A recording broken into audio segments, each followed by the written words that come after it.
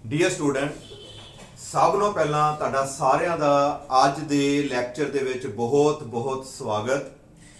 And today we are going to discuss the new topic, that is the first law of thermodynamics.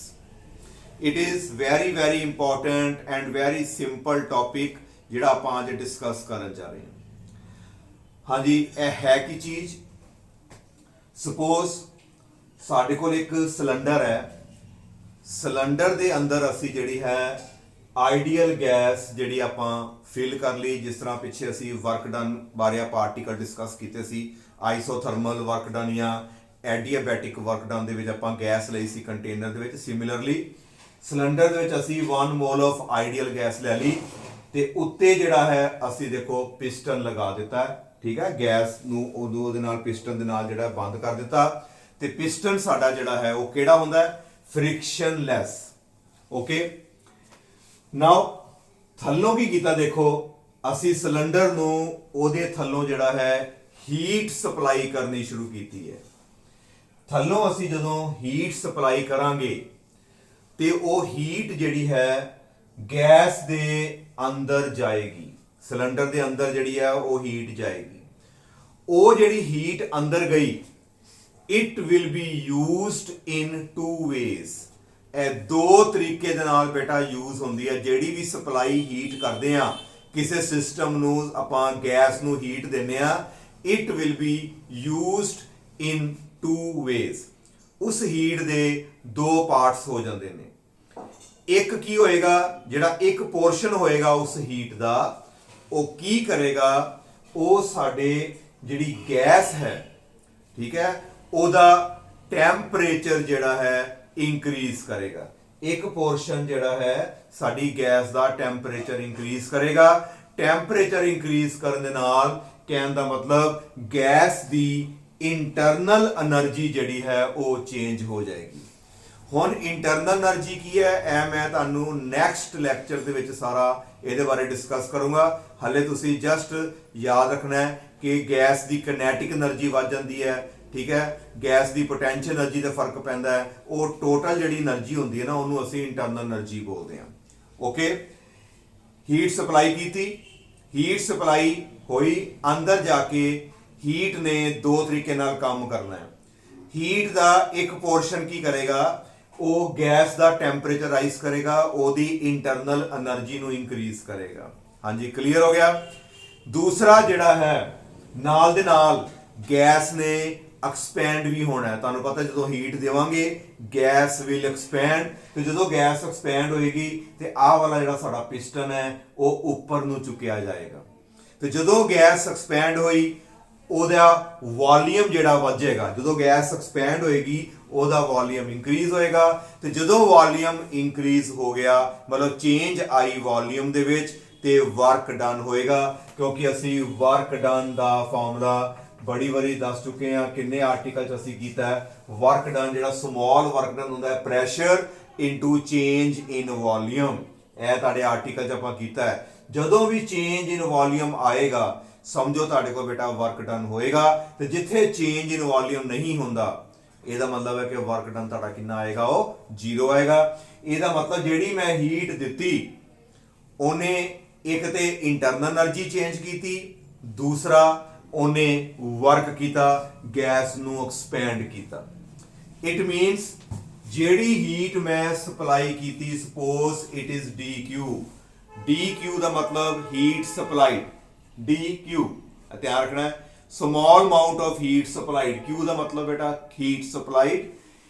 ਉਹ heat ਅੰਦਰ ਜਾ ਕੇ ਦੋ ਤਰੀਕੇ ਤੇ ਯੂਜ਼ ਹੋ ਗਈ, ਦੋ ਪਾਰਟਸ ਹੋ ਗਏ ਉਹਦੇ, ਠੀਕ ਹੈ। ਇਹਦੇ ਦੋ ਹਿੱਸੇ ਹੋ ਗਏ। ਇੱਕ ਇੰਟਰਨਲ એનર્ਜੀ ਚੇਂਜ ਹੋ ਗਈ, ਕਹਿਣ ਦਾ ਮਤਲਬ du। U ਦਾ ਮਤਲਬ ਇੰਟਰਨਲ એનર્ਜੀ ਤੇ D ਦਾ ਮਤਲਬ ਚੇਂਜ ਇਨ ਇੰਟਰਨਲ એનર્ਜੀ। ਜਿਹੜੀ ਹੀਟ ਮੈਂ ਸਪਲਾਈ ਕੀਤੀ ਉਹਦੇ ਨਾਲ ਇੰਟਰਨਲ એનર્ਜੀ ਚੇਂਜ ਹੋਈ। ਕਿਉਂਕਿ ਇੰਟਰਨਲ એનર્ਜੀ ਕਿਉਂ ਚੇਂਜ ਹੋਈ? ਕਿਉਂਕਿ ਇੰਟਰਨਲ એનર્ਜੀ ਟੈਂਪਰੇਚਰ ਤੇ ਡਿਪੈਂਡ ਕਰਦੀ ਹੈ। ਟੈਂਪਰੇਚਰ ਵੱਧ ਗਿਆ, ਇੰਟਰਨਲ એનર્ਜੀ ਵੱਧ ਗਈ। ਪਲੱਸ ਥੋੜਾ ਜਿਹਾ ਸਾਡੇ ਕੋਲ ਵਰਕ ਵੀ ਹੋਏਗਾ ਕਿਉਂਕਿ ਗੈਸ ਨੇ ਐਕਸਪੈਂਡ ਵੀ ਹੋਣਾ ਹੈ, ਠੀਕ ਹੈ। ਸਾਡੇ को प्लस आ गया dw and this equation is known as first law of thermodynamics. Very very simple, बहुत सिंपल है कि जेड़ी हीट मैं सप्लाई करदा है it will be used in two ways. One portion of the heat will be used in increasing the internal energy and the remaining portion of heat will do the work done by expanding the gas। ਉਹ gas ਨੂੰ expand ਕਰੇਗਾ, work ਕਰਨ ਦੇ ਵਿੱਚ ਜਿਹੜੀ ਹੈ ਉਹ heat ਉਹ ਲੱਗ ਜਾਏਗੀ। now heat waste ਨਹੀਂ ਗਈ, ਇਹ ਜਿਹੜੀ heat supply ਕੀਤੀ ਹੈ ਇਹ waste ਨਹੀਂ ਗਈ, ਇਹਨੇ ਆਪਣਾ ਰੂਪ ਚੇਂਜ ਕਰ ਲਿਆ, ਇਹਨੇ ਆਪਣੀ ਜਿਹੜੀ ਫਾਰਮ ਜਿਹੜੀ ਹੈ ਉਹ ਚੇਂਜ ਕਰ ਲਈ। कुछ इंटरनल एनर्जी ਵਿੱਚ ਬਣ ਗਈ, कुछ वर्क डन ਦੇ ਵਿੱਚ ਚਲੀ ਗਈ। इट मीन्स एनर्जी वेस्ट नहीं हुई, it is just a law of conservation of energy.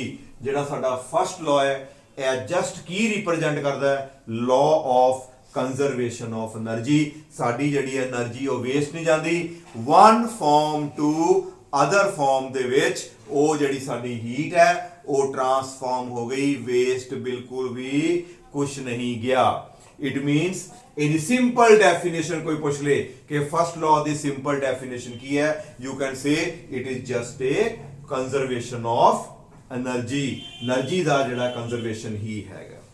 Next point, जदों भी इस इक्वेशन ਨੂੰ ਤੁਸੀਂ ਅਪਲਾਈ ਕਰਨਾ ਹੈ, ਧਿਆਨ ਰੱਖਣਾ ਕੋਈ ਨੂਮੈਰੀਕਲ ਆਇਆ, ਨੂਮੈਰੀਕਲ ਦੇ ਵਿੱਚ ਤੁਸੀਂ ਇਸ ਇਕੁਏਸ਼ਨ ਨੂੰ ਯੂਜ਼ ਕਰ ਰਹੇ ਹੋ ਤੇ ਧਿਆਨ ਦੇਣਾ ਹੈ ਤਿੰਨਾਂ ਕੁਆਂਟੀਟੀਜ਼ ਦੇ ਯੂਨਿਟ ਜਿਹੜੇ ਨੇ ਉਹ ਸੇਮ ਹੋਣੇ ਚਾਹੀਦੇ ਨੇ।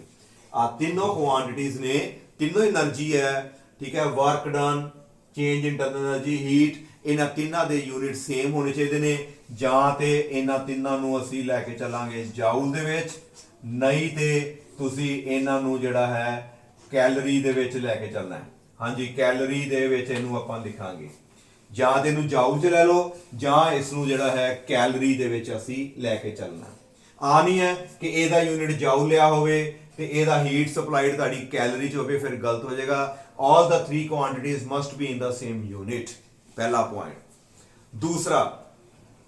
दूसरा पॉइंट साडा की है कि जेड़ी हीट सप्लाइड है ना, ठीक है, ते आ चेंज इंटरनल एनर्जी ते वर्क डन, इन्हां तिन्नां दे विचों जेड़ा साडा चेंज इन इंटरनल एनर्जी है it is a state variable, macroscopic state variable है। कहने का मतलब कि ਜਿਹੜੀ ਚੇਂਜ ਇਨ ਇੰਟਰਨਲ એનર્ਜੀ ਹੈ ਇਹ ਸਿਰਫ ਡਿਪੈਂਡ ਕਰਦੀ ਹੈ ਇਨੀਸ਼ੀਅਲ ਤੇ ਫਾਈਨਲ ਸਟੇਟ ਦੇ ਉੱਤੇ। ਧਿਆਨ ਰੱਖਣਾ ਮੈਂ ਜੋ ਕਹਿ ਰਿਹਾ ਨੋਟ ਕਰ ਲਓ। ਜਿਹੜੀ ਚੇਂਜ ਇਨ ਇੰਟਰਨਲ એનર્ਜੀ ਹੈ ਨਾ ਇਹ ਸਿਰਫ ਡਿਪੈਂਡ ਕਰਦੀ ਹੈ ਕਿ ਇਨੀਸ਼ੀਅਲ ਸਟੇਟ ਤੇ ਫਾਈਨਲ ਸਟੇਟ ਦੇ ਉੱਤੇ ਡਿਪੈਂਡ ਕਰਦੀ ਹੈ। ਠੀਕ ਹੈ, ਪਹਿਲਾਂ ਕੀ ਸੀ ਤੇ ਹੁਣ ਕੀ ਹੈ, ਤੇ ਜਿਹੜਾ ਚੇਂਜ ਕਿਸ ਤਰ੍ਹਾਂ ਆਈ, ਉਹ ਕਿਹੜਾ ਪਾਥ ਹੈ, ਕਿਸ ਤਰ੍ਹਾਂ ਚੇਂਜ ਲੈ ਕੇ ਆਏ ਹੋ ਤੁਸੀਂ, कि आइसोथर्मल प्रोसैस की, कि तुसी एडियाबैटिक प्रोसैस की, कुछ भी किया ओदे उपर नहीं जे डिपेंड करती। इंटरनल एनर्जी सिर्फ इनिशियल ते फाइनल स्टेट दे उपर ही डिपेंड करती है। इहनूं बोलते हैं मैक्रोस्कोपिक स्टेट वेरिएबल। वो चेंज किस तरह आई सानू कोई मतलब नहीं, वो किस रस्ते नाल तुसी आए हो सानू कोई मतलब नहीं। असीं देखना इनिशियल आ सी ते फाइनल आया, ओदे उत्ते आ डिपेंड करती है चेंज इन इंटरनल एनर्जी। ठीक है, पर ਇਹ ਜਿਹੜੇ ਦੋ ਜਣੇ ਨੇ, ਇੱਕ ਹੀਟ ਤੇ ਇੱਕ ਵਰਕ ਡਨ, ਦੇ ਡਿਪੈਂਡ ਅਪਨ ਦਾ ਪਾਥ। ਇਹ ਪਾਥ ਤੇ ਡਿਪੈਂਡ ਕਰਦੇ ਜੇ, ਹੀਟ ਸਪਲਾਈਡ ਤੇ ਵਰਕ ਡਨ, ਇਹ ਦੋਨੋਂ ਪਾਥ ਤੇ ਡਿਪੈਂਡ ਕਰਦੇ ਆ ਕਿ ਤੁਸੀਂ ਕਿਸ ਰਸਤੇ ਜਿਹੜਾ ਤੁਸੀਂ ਕਿਸ ਤਰ੍ਹਾਂ ਕੰਮ ਕਰ ਰਹੇ ਹੋ। ਜਿਸ ਤਰ੍ਹਾਂ ਹੀਟ ਸਪਲਾਈ ਕਰ ਰਹੇ ਆ ਕਿ ਉਹ ਆਪਾਂ ਆਈਸੋਥਰਮਲੀ ਹੈ ਕਿ ਐਡੀਆਬੈਟਿਕਲੀ ਹੈ, ਕਿਸ ਤਰ੍ਹਾਂ ਹੀਟ ਸਪਲਾਈ ਕਰਦੇ ਹੋ। ਹੁਣ ਵਰਕ ਡਨ ਦੀ ਗੱਲ ਕਰੀਏ, ਤੁਸੀਂ ਆਈਸੋਥਰਮਲ ਪ੍ਰੋਸੈਸ ਵਿੱਚ ਵਰਕ ਡਨ ਕੱਢਿਆ, ਉਹਦਾ ਆਨਸਰ ਹੋਰ ਕੋਈ ਆਇਆ ਸੀ, ਤੇ ਤੁਸੀਂ ਕੱਲ ਦਾ ਟੌਪਿਕ ਦੇਖੋ ਐਡੀਆਬੈਟਿਕ ਪ੍ਰੋਸੈਸ ਦਾ ਵਰਕ ਡਨ, ਉਹਦੇ ਵਿੱਚ ਆਨਸਰ ਹੋਰ ਆਇਆ। ਕਹਿਣ ਦਾ ਮਤਲਬ ਤੁਸੀਂ ਕਿਸ ਤਰ੍ਹਾਂ ਹੀਟ ਬਾਰੇ ਜਿਹੜਾ ਸਪਲਾਈ ਕਰਨੀ ਹੈ, ਕਿਸ ਤਰ੍ਹਾਂ ਵਰਕ ਕਰ ਰਹੇ ਹੋ, ਉਹ ਪ੍ਰੋਸੈਸ ਤੇ ਡਿਪੈਂਡ ਕਰਦਾ ਕਿ ਤੁਸੀਂ ਕਿਹੜੇ ਪਾਥ ਰਾਹੀਂ ਜਾ ਰਹੇ ਹੋ। पर आ वाली चीज चेंज इन इंटरनल एनर्जी वो पाथ ते डिपेंड नहीं जे करती, यह सिर्फ इनिशियल ते फाइनल स्टेट के उपर ही डिपेंड करती है। हाँ जी, ठीक। तो जे मैं ये du निकाला, फॉर एग्जाम्पल मैं इथों du की वैल्यू निकालदा है तो du की वैल्यू कितनी आएगी, dq दे विचों आपां नूं जिहड़ा है dw माइनस करना पएगा। du कितना आएगा, इनू इधर लैके माइनस करता। हुण आ की चीज है, change in internal energy. A path ते डिपेंड नहीं करती, ए भी पाथ ते डिपेंड करती है, ते आ भी पाथ ते डिपेंड करती है। ते जदों दोनों का डिफरेंस आया, जदों दोनों का डिफरेंस आया, वो ते मेरा du दे इक्वल आ गया।